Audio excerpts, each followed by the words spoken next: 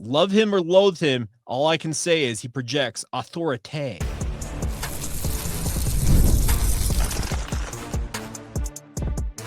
You are Locked On Cougars, your daily podcast on the BYU Cougars, part of the Locked On Podcast Network, your team every day.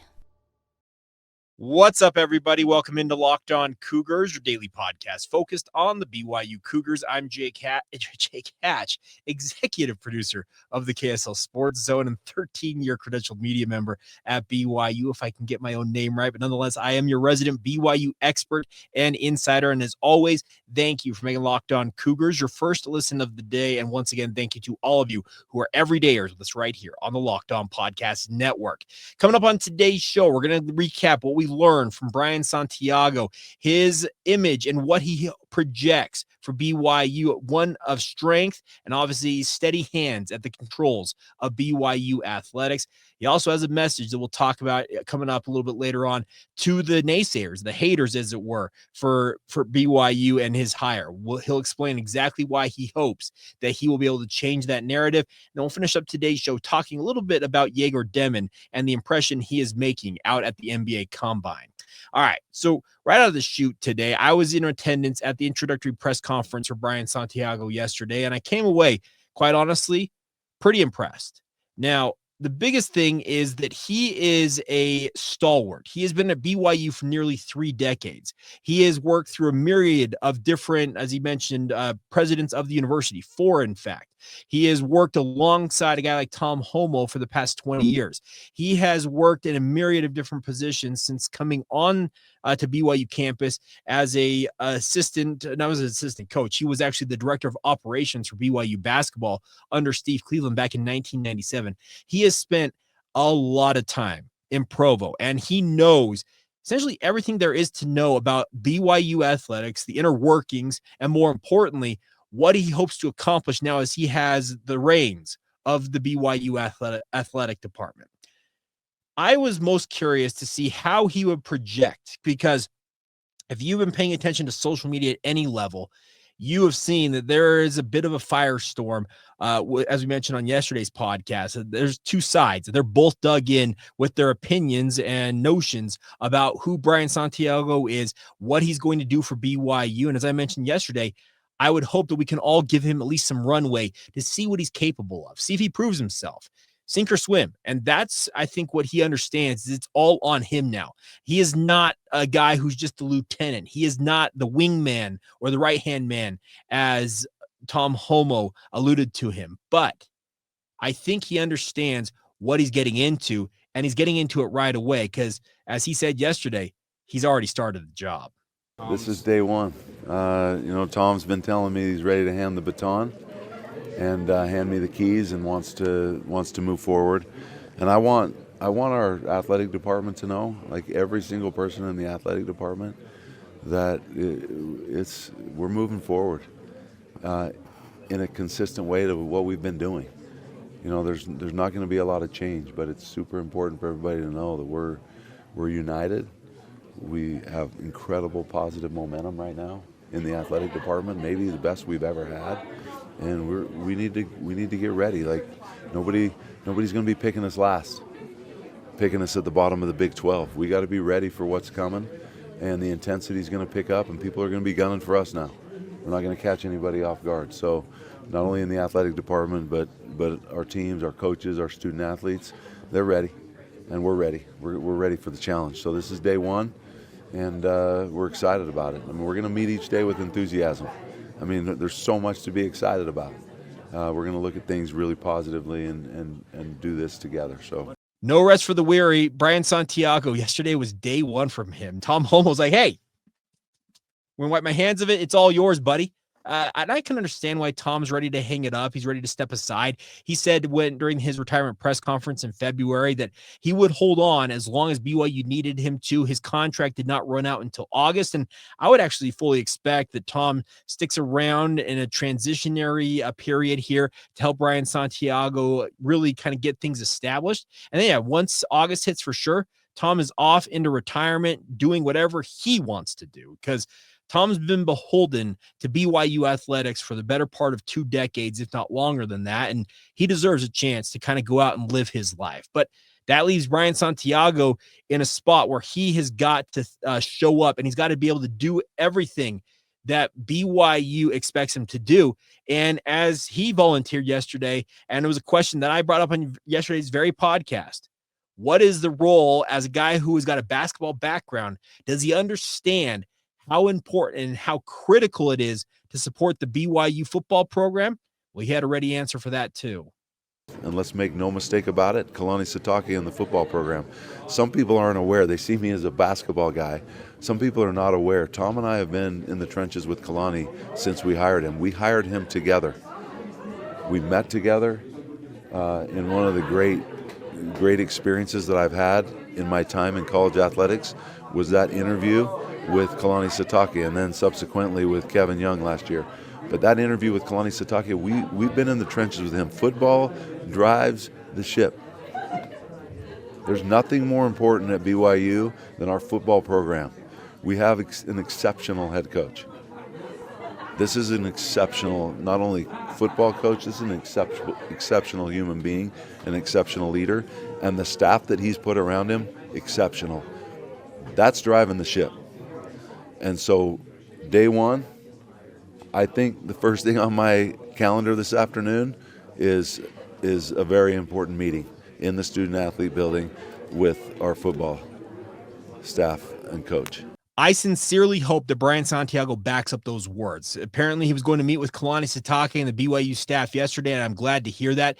But he does need to understand that football, above his beloved basketball, always is priority 1 or 1A. Basketball could be 1B, but football in the modern era of college athletics, if you let football become secondary in any way, shape, or form, you are doing BYU, you are doing your university a disservice. Basketball is great, and it can obviously be a revenue generator, and it is at BYU, but football, it dwarfs men's basketball. And I understand that Kevin Young has got Cougar fans up in arms about what he has accomplished already at the helm of the BYU basketball program, and for good reason, because Kevin, he has been an absolute revelation. But Kalani Sitake and that BYU football program, that is the cash cow. They need the funding, the support. They need everything you can muster, because if they have success at a high level, everybody else in the athletic department and Brigham Young University, by extension, and even further extension, the Church of Jesus Christ of Latter-day Saints, they all benefit to a higher level when BYU football is doing what it's doing. And Brian, he hit all the high notes yesterday, and he acknowledged that I understand I've got a basketball background. It's being projected on me that I may favor basketball, but I hope he backs up what he said and says that football, it's got to be priority number 1. Now, brings us to an interesting topic. We're going to go out of order here with some of the clips I had, but Brian Santiago volunteered that he has plans to obviously make sure that BYU's 19 coaches of their various athletic programs are well established, are happy, are content. And he mentioned one in particular that he played a very, very key role in getting to BYU in the first place, and that's Kevin Young. As you might imagine, there is still an open position with the Phoenix Suns. Kevin Young came to BYU by way of Phoenix. As long as that job remains open, there still exists the possibility that an overture from Matt Ishbia, the owner of the Phoenix Suns, or whoever else might have influence down there in the Valley of the Sun, could entice a guy like Kevin Young to jump back to the NBA and take over as head coach at the professional level. Would it hurt BYU? 100 gazillion%, because you have got the best prospect in the entire country on campus right now. And Brian Santiago acknowledged that you got to continue to monitor it so long as that job remains open. And here's what he had to say about Kevin Young and his expectation that he can keep Kevin Young in place in Provo. Yeah, the first thing I want to do is make sure all of our coaches are locked in at BYU. We need to make sure that, starting with Kevin Young, that he's locked in at BYU for a long time. And obviously that we're super close and we're going to have some good conversation. But I just want to make sure that we have the right 19 coaches in place for all of our sports. and that they feel confidence to be able to move forward, knowing that we're with him. That's probably the first item of business, is just making sure that everybody understands my priorities are number one, Kalani Sitake in our football program, and Kevin Young in our basketball program, and that we instill confidence that all of our athletic department can stand, knowing that we're in this together. Is there concern that Kevin Young's not locked in with potential jobs? Kevin Young's locked in. I just think that everybody knows there's been a lot out there with him being such a successful NBA coach, and the Phoenix Suns making a change with their head coaching job, and it is obvious that they're going to be interested in talking to Kevin Young. What I'm hoping is that Kevin Young sees everything that's happening here, and for all of these student athletes that we've brought to BYU, that this is the right place for he and his family, so that we can move forward with confidence, and everybody knows we're ready to go. Let me insert that Kevin Young is more than content in Provo, Utah. His wife was very clear that they wanted to be closer to family. He wanted to not be on the road as much, because in the NBA, it's 82 regular season games, not to mention preseason, in addition to potential postseason. You can be on the road for, man, I don't know how many nights. It's 41 road games at minimum, and it can take you away from home for the better part of 2 weeks at different points if you have a long enough road trip, and how the schedule plays out in the NBA. He wanted to get away from that because he's got a relatively young family. He's got young, impressionable kids, and he wanted to be home more often. Do I think Kevin Young is intent on leaving BYU high and dry right now for the NBA? I don't think so.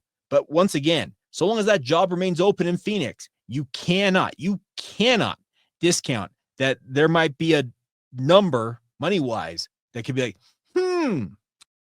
And I know that's tough to stomach for some of you, but it's just something to keep in your back pocket. All right, coming up next, the big question about a guy like Brian Santiago is he has ignited a firestorm amongst Cougar Nation. What does he have to say to those naysayers, the people that don't believe that he will be able to lead BYU effectively, those that straight up want to hate on him? Well, he had an answer for that too, and we'll get to that next right here as we roll on Locked On Cougars. Today's show is brought to you by our friends over at Wayfair. Now, Wayfair is here for you guys. No matter what you need for your home, they have got options. That's the best part about this. The days are getting longer, the weather's warming up, and people are spending more time outside, which means it's the perfect time to refresh your outdoor space. Whether you're working with a big backyard or a small balcony, Wayfair has everything to make it feel more like you and make it your own style. The best part is they have a massive selection of outdoor essentials that makes it easy to transform any space into your ideal summer setup. From comfy conversation sets to sleek dining tables and outdoor decor, they've got it all and at prices that fit your budget. So go check it out today, my friends. The delivery is free and hassle-free as well, even for the big stuff. And whether you're entertaining guests or just relaxing solo, Shop Wayfair is here to help you unwind and make sure that you feel like your space, it's your own. So shop a huge selection of outdoor furniture online this summer. Get outside with Wayfair and head to wayfair.com right now. That's WAYFAIR.com, wayfair.com. And that's our friends over at Wayfair. Every style for every home. Thank you once again for making Locked On Cougars your first listen of the day. If you have not done so, please consider subscribing. If you haven't, rate, review, share the show with family and friends. Let them know it's on-demand BYU content every single day, because as I learned yesterday, there are some pretty highfalutin people, to use that term, that watch this podcast. More highfalutin than I would have ever expected, but it makes me appreciative that my work is being recognized at a pretty high level. But that's beside the point. I don't want to self-aggrandizement is not the point of why I'm here. But Brian Santiago, getting back to the conversation at hand, is a guy that I think understands why people are a bit turned off by him. And I understand if you believe the reports out there on social media from people, I met Brian once upon a time and he did X, Y, and Z, and that's why I can't stand him. Whether you believe them or not, Brian understands why the perception is out there. And he essentially acknowledged, while things may have existed in the past that have some people have left a bitter taste in their mouth, he hopes that in time he can win them over. Here you go. We are who we are. And I feel like I can stand with confidence in who I am. I think that part of my competitive nature came with me when I was born into this world. But what I'd say to those people is that I can't wait to get to know them better, and they're going to see that I'm not the same person now that I was 27 years ago. Through a lot of incredible mentors, through a lot of incredible leaders, some of the presidents of this university that I've had a chance to work closely with, from President Bateman to President Samuelson to President Worthen to now President Reese. These are people that have helped mentor and really show me that you can be competitive, you can be super passionate, but you can also do it in a way with love and compassion, so that, you know, it kind of takes some of that edge off. But I think people would just, if they knew the personal side of me, people see the public side, and last I checked, we're in a world of college athletics that is highly competitive. If you're not in the competitive world, you're going to get run over. And last I checked is we're going to chase excellence and we're going to chase greatness. But I would just say to people, let's go on this journey together. And the more that we can interact with each other, the more you see who I really am as a person. You're going to see that, you know, I started out not being able to watch an entire game sitting in one seat. I couldn't do it. I had to go for walks. But over time, you just, some of those maybe rough edges are softened. And I just hope that people can see the personal side to me and really see how much I care about people.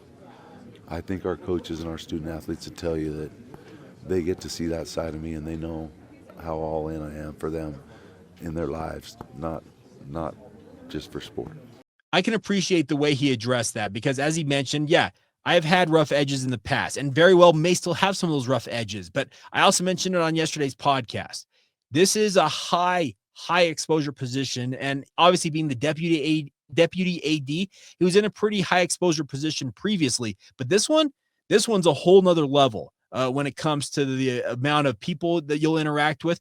And the hope is that Brian Santiago, he can show a little softer edge to him. And maybe, yeah, that competitive fire, dial it back just a little bit in the interpersonal communications, but keep the competitive streak alive when it comes to obviously leading BYU athletics, hopefully to high heights. Now, the final thing I wanted to pass along from the conversation we had as a media corps with Brian Santiago is this is a guy, as we look towards a really interesting future in college sports, he has got a keen vision, but more importantly, he's got firsthand experience already dealing with the changes that have already come in college sports. And I think he's ready to essentially roll with the punches as whatever comes next, whether it's the House settlement, the curveballs that can be thrown at you with regards to that. Brian is here and he wants to be the guy to lead BYU into that potentially cloudy future. But the expectation, I believe, from his side of things is they will navigate it as they always have done and come out on the other side better than they found it. This is one of the great qualities that Tom has, is he empowered me. He empowered me and he gave me a voice. And as the changing landscape of college athletics started happening and this world that we're in that none of us, including all of you, could have ever seen coming, he empowered me to kind of take the lead in that realm. So I've already been in the trenches. We meet weekly with Kalani to talk about super important issues in the football program. I've already been in football. Everybody knows my tie to Kevin Young in the basketball program. Those lead the charge. We have to be prepared and to be at the top of our game in those two. But we're not going to sacrifice the rest of our athletic department. We're all in for every one of our coaches and programs, and we expect excellence, and we're going to chase excellence. But yeah, that's where it starts. There you go, Brian Santiago. So some interesting clips. Apologies for the resolution if it's a little bit off. I didn't have my typical recording setup when they did this scrum and had to record it vertically. And obviously we work in a horizontal video business with this podcast if you're watching it on YouTube. But yeah, so I had to mess with the resolution a little bit, but hopefully the message got across because it's more about the audio than anything else when it comes to the podcast sphere, even though we have video elements to this podcast. But coming up next, We'll step away from the conversation about Brian Santiago, but we're not going to go too far because we are going to talk about his pride and joy. It's basketball and a guy who was really, really good in Provo, Utah, but is he taking it to another level in Chi-Town? Let's talk about it.